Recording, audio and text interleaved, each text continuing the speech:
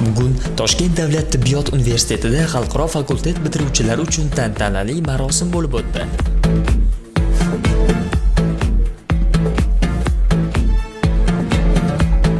Nafar talaba Hindiston, Buyuk Britaniya, Rossiya, Tojikiston, Qozog'iston, Turkmaniston, Ozarbayjon, Pokiston va Koreyadan kelgan bitiruvchilar Toshkent davlat tibbiyot universitetini muvaffaqiyatli yakunladilar.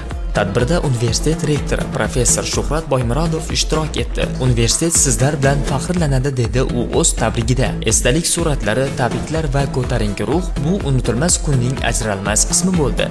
Bu bitiruv Toshkent davlat tibbiyot universiteti xalqaro nufuzining yuksalib borayotganining yaqqol isboti bo'ldi.